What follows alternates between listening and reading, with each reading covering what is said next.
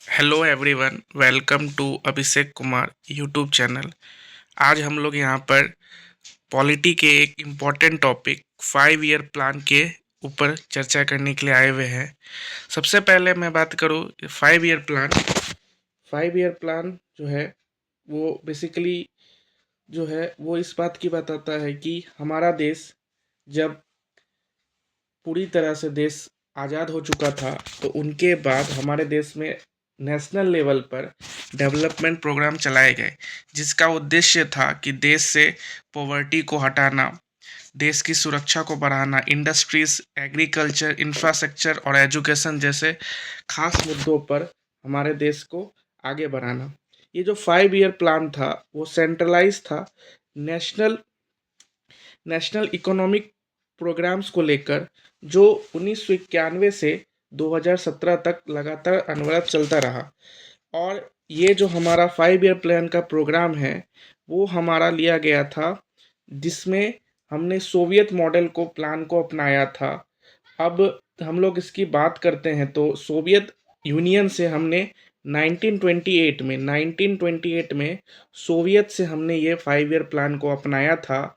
और इसका मुख्य उद्देश्य था कि हमारे देश में इकोनॉमिकली व्यवस्था को अच्छा करना, एग्रीकल्चर में आगे बढ़ना और देश की प्रगति को आगे बढ़ाना। अब अलग अलग प्लान आते हैं, अलग अलग जगह पे प्लान आते हैं। सबसे पहले हम लोग बढ़ेंगे आगे वाले प्लान के ऊपर, ठीक है। और हमारा फर्स्ट 5 ईयर प्लान शुरू होता है 1951 से 1956 तक। ये जो मुख्य प्लान था, इन मुख्य प्लान का जो फोकस था वो एग्रीकल्चर के ऊपर था। ये जो मुख्य फोकस था फर्स्ट प्लान वो एग्रीकल्चर के ऊपर था। हेराड डॉमर मॉडल के आधार पर यह पहला योजना लाया गया था। और ये फर्स्ट ईयर प्लान को सबसे पहले 1951 में लाया गया और लगातार ये 5 सालों तक चलता रहा। 1951 से लेकर 1956 तक इनका मेन उद्देश्य था।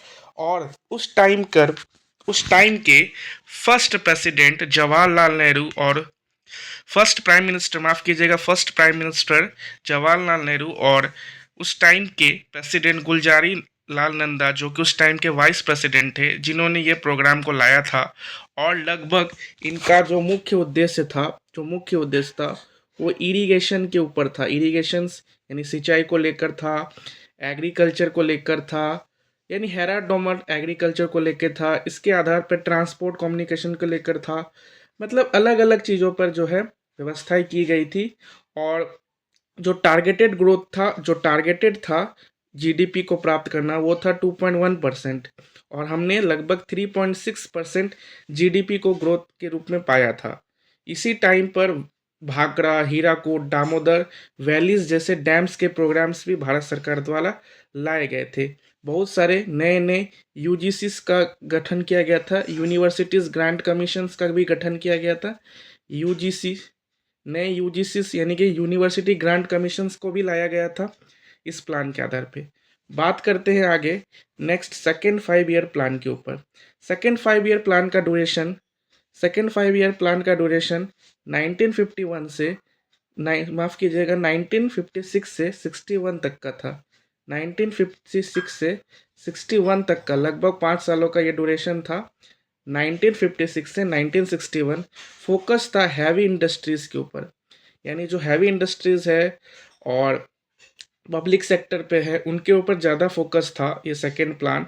और ये सेकेंड प्लान को हम लोग महाल नोबिस मॉडल के नाम से भी जानते हैं, क्योंकि उस टाइम पर एक बहुत बड़े स्टेटिशियन प्रशांत चंद्र महल नोबिस, प्रशांत पीसी महल नोबिस के उनके आधार पर या उनके नाम के आधार पर, जो कि 1953 में लाया गया था, उनके नाम पर इस मॉडल को रखा गया था।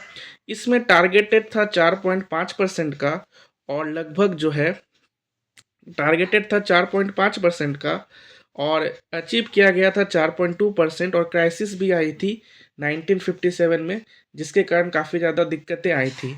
अगर मुख्य बातें हम बात कर ले इस पॉइंट की, तो इस पॉइंट में यानी इस जगह पे जो है वो एटॉमिक रिसर्च, एटॉमिक संस्थाएं भी लाई गई थी। और दूसरी बात है कि ये काफ़ी ज़्यादा न्यूक्लियर प्रोजेक्ट पे ऊपर ज़्यादा ध्यान दे रहा था। न्यूक्लियर प्रोजेक्ट पर ज़्यादा ध्यान दे रहा था। ठीक है, इस तरह से हमारा सेकेंड 5 ईयर प्लान भी समाप्त होता है। आगे बढ़ेंगे थर्ड 5 ईयर प्लान के ऊपर। थर्ड 5 ईयर प्लान का जो ड्यूरेशन था वो 1961 से 1966 के बीच में था। जो थर्ड 5 ईयर प्लान था वो 1961 से 1966 का था। इनका जो फोकस था वो सेल्फ रिलायंस या सेल्फ रिलायंस मीन्स आत्मनिर्भर की बात करती है। शिफ्टेड टू डिफेंस, डिफेंस की तरफ भी ये चीज़ें बढ़ती हैं, डिफेंस पे ये सेक्टर आगे बढ़ता है। और साथ ही साथ जो है हमारा इनमें अचीव था 2.4% के हिसाब से, हमने इसको जीडीपी ग्रोथ रेट को पाया भी। लेकिन कुछ वॉर्स के कारण जो है इसमें काफ़ी ज़्यादा हमें नुकसान भी झेलना पड़ा। सबसे पहला 1962 का इंडिया चाइना वॉर, जो कि काफ़ी ज़्यादा भारत के लिए एक अच्छी खबर थी, क्योंकि भारत ने सबसे पहले विजय प्राप्त की थी चाइना के ऊपर। लेकिन इसका फैक्ट भी हमारे इकोनॉमी पर देखने को मिला।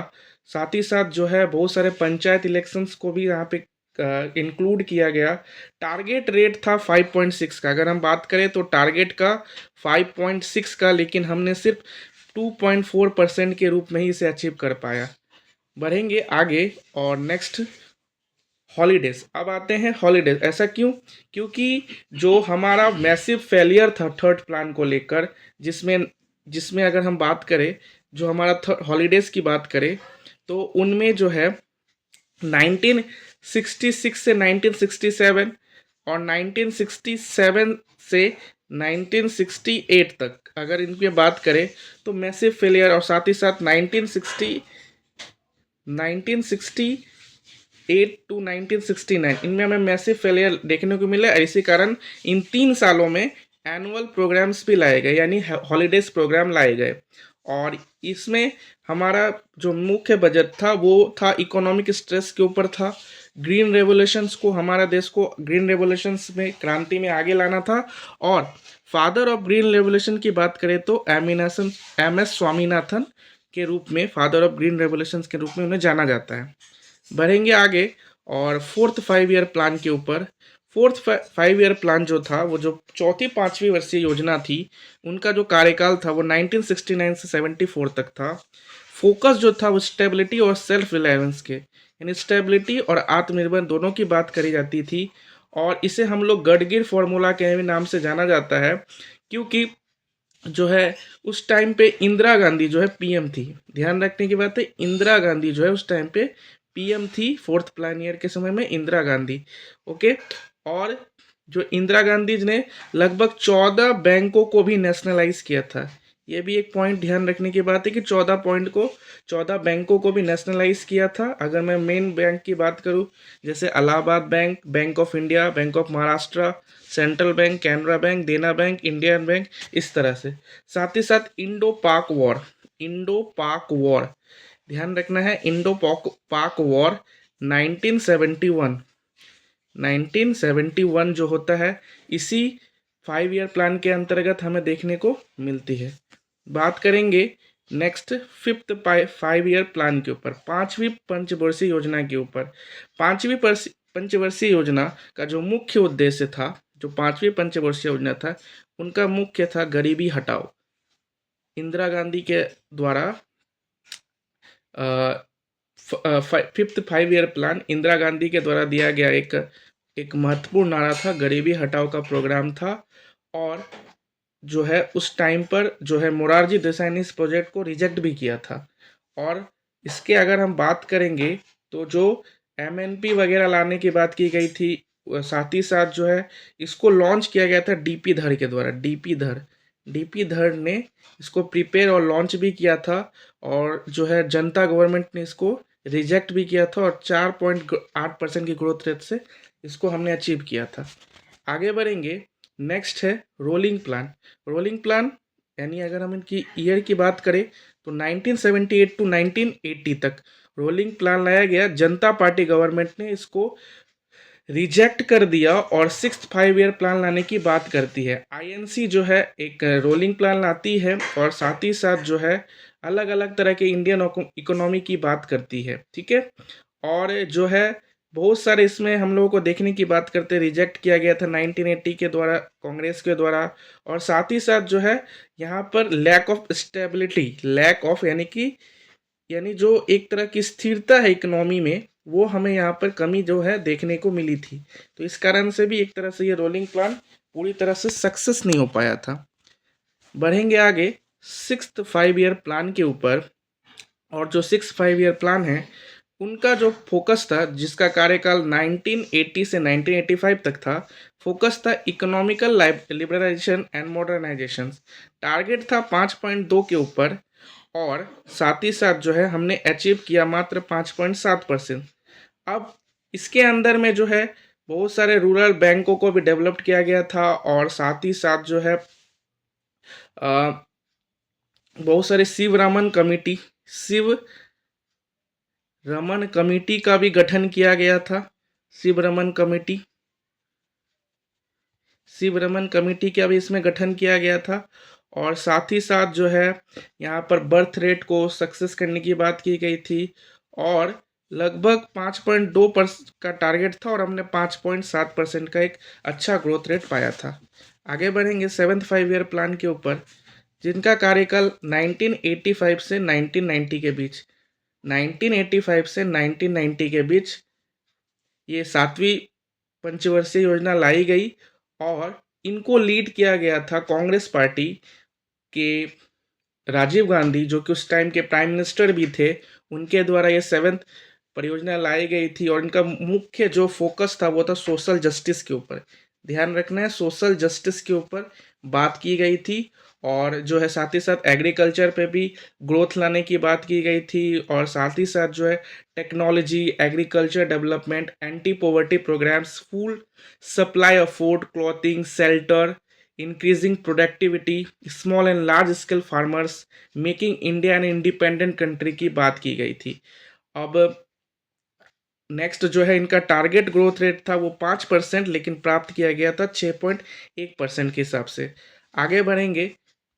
अब बीच में आते हैं कुछ एनुअल प्रोग्राम्स या एनुअल प्लान्स। ठीक है, एनुअल प्लान्स जो आते हैं वो 8 प्लान जो है पूरी तरह से नहीं हो पाए, क्योंकि जो है 1990 में इकोनॉमिकल सिचुएशन आती है, एक तरह से आर्थिक मंदी का दौर आ जाता है। और इस कारण से जो है हमारे जो है अगली 8वीं पंचवर्षीय योजना को कुछ समय के लिए स्थगित करके लगभग 1990, माफ कीजिए यहाँ पर 1990 से 1992 तक, 1990, 91 और 92, इन तीनों सालों में एनुअल प्लान्स को लाया जाता है। आगे बढ़ेंगे 8th 5 ईयर प्लान, जिनका जो टाइमलाइन था 8th 5 ईयर प्लान जो टाइमलाइन है 1992 से 1997, 1992 से 1997 एक मेजर जो है बात इंडिया के ऊपर बात की गई थी। जैसे सबसे पहले फॉरेन एक्सचेंज, फॉरेक्स की भी बात की गई थी। यहाँ पे फॉरेन एक्सचेंज यानी कि विदेशी मुद्रा भंडार की बात की गई थी, और लगभग लगभग $1 बिलियन जो है भारत का विदेशी मुद्रा भंडार भी था। और पीवी नरसिम्हा राव जो थे उस टाइम के 9th prime minister, 9th PM PV Narasimha Rao जो है उस टाइम के जो पीएम थे। और साथ ही साथ जो उस टाइम पे मनमोहन सिंह जो है वो पूरी तरह से इसको देख रहे थे, और एलपीजी प्रोग्राम भी लाया गया था। इस 8th 5 ईयर प्लान के अंदर हम बात करें तो LPG, liquidisation, privatisation and globalisation की बात की गई थी। साथ ही साथ जो है 1995 में, याद रखना है, 1 जनवरी 1995 को WTO का भी गठन किया गया था। 1 जनवरी 1995 वर्ल्ड ट्रेड ऑर्गेनाइजेशन का भी इसी 8th 5 ईयर प्लान के अंदर इंट्रोड्यूस करा गया था। आगे बढ़ते हैं नेक्स्ट 9th 5 ईयर प्लान के ऊपर। 9th 5 ईयर प्लान जो है लगभग 50 साल के बाद इंडिया पर जो है वो आता है, और फोकस है growth with social justice and equality. ठीक है, अटल बिहारी वाजपेयी, याद रखनी है। 9th 5 ईयर प्लान यानी कि 9वीं 5 वर्षीय योजना, जिनका कार्यकाल 1997 से 2002 तक था। अटल अटल बिहारी वाजपेयी, ठीक है, उस टाइम के जो है प्राइम मिनिस्टर थे। और लाया गया था, लगभग इनमें काफ़ी ज़्यादा फेलियर हमें देखने को मिली थी। 5.4% का ही टारगेट रेट अचीव करा गया था। आगे बढ़ेंगे। 10वीं पंचवर्षीय योजना 10वीं पंचवर्षीय योजना जिनका कार्यकाल 2002 से 2007 तक था।